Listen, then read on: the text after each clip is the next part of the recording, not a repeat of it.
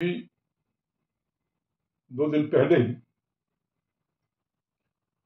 Kashmir valley में गंदरबल जगह है, वहां पर आतंकवादियों द्वारा 7 जो लेबरर्स थे, मजदूर थे, उनको गोलियों से भून दिया गया और 5 को बुरी तरह जख्मी कर दिया। वे जिंदगी और मौत के बीच में झूल रहे हैं। ये एक बड़ा कैलकुलेटेड मूव है आतंकवादियों का और सीमा पार उनके जो आका हैं उनका।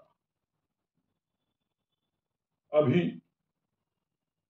वहां पर चुनाव हुए हैं, चुनाव शांतिपूर्ण ढंग से हो गए, तो उनको लगा कि अब क्या किया जाए, तो इसलिए उन्होंने उन लोगों को टारगेट किया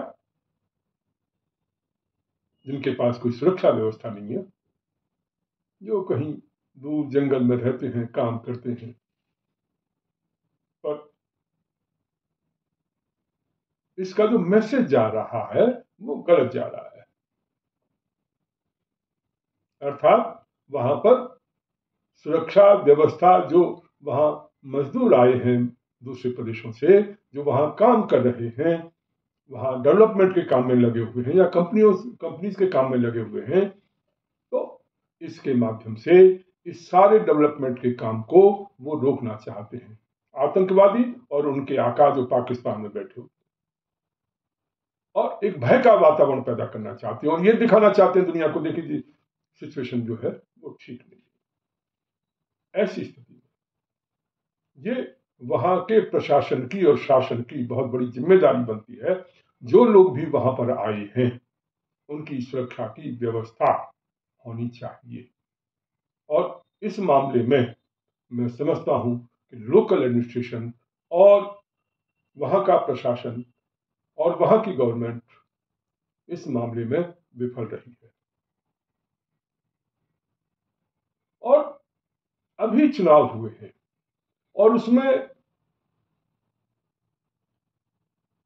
जो वहां की नेशनल कॉन्फ्रेंस है उसको जो है बहुमत मिला है, उनकी सरकार बन रही है।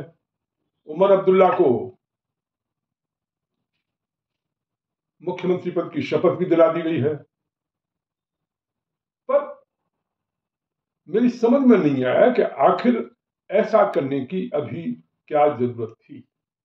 यदि ये सब कुछ उमर अब्दुल्ला के ही हाथ में देना है तो फिर ये क्यों पूरी एक्सरसाइज की गई थी? यदि वो वहां मुख्यमंत्री रहेंगे, उनके स्टैंड हमें पता है, वो किस ढंग से वहां पर काम करेंगे, किस ढंग की स्थिति पैदा करेंगे, आखिर वो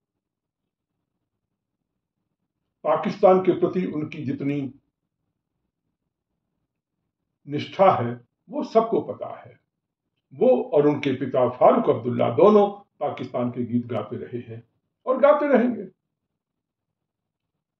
तो ऐसे में जब 370 धारा हटाई गई और भी कुछ स्टेप्स वहां डेवलपमेंट के लिए थे, तो जरूरी था कि एक अल्टरनेटिव राजनीतिक विकल्प पैदा किया जाना चाहिए था और उसके बाद चुनाव होते, परंतु ऐसा नहीं हुआ और हम वहीं वापस उसी जगह पर पहुंच गए हैं जहां से हम लोगों ने शुरुआत की। ठीक है, यह अलग बात है कि वो उस ढंग से अभी उतना नहीं कर पाएंगे, पर मुख्यमंत्री होने के नाते उनके हाथ में बहुत शक्तियां रहती हैं, बहुत ताकत रहती है और वहां के एडमिनिस्ट्रेशन को, वहां की जनता को, वहां के लोगों को वो बहुत ज्यादा प्रभावित करने की स्थिति में है और यही प्रभावित करने की जो स्थिति है वो खतरनाक है।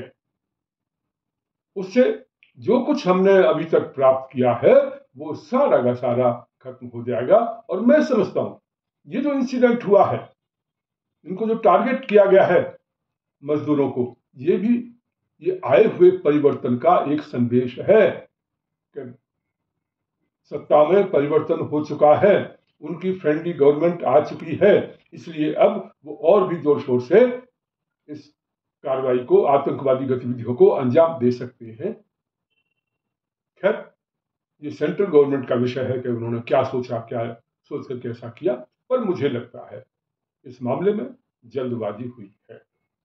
हमें एक अल्टरनेटिव डेवलप करने की आवश्यकता थी। जरूरी नहीं है कि वो बीजेपी का होता, कांग्रेस का होता, इसके अलावा जो है अल्टरनेटिव वहां पर खड़ा होता जिसको आम लोग समर्थन करते। और ये उमर अब्दुल्ला और ये जो फारूक अब्दुल्ला, महबूबा मुफ्ती, ये जितने लोग वहां पर अभी तक शासन करते रहे हैं, इनसे इनको मुक्ति मिलने की जरूरत थी, मुक्ति दिलाने की जरूरत थी, पर उसमें शायद गवर्नमेंट विफल रही है।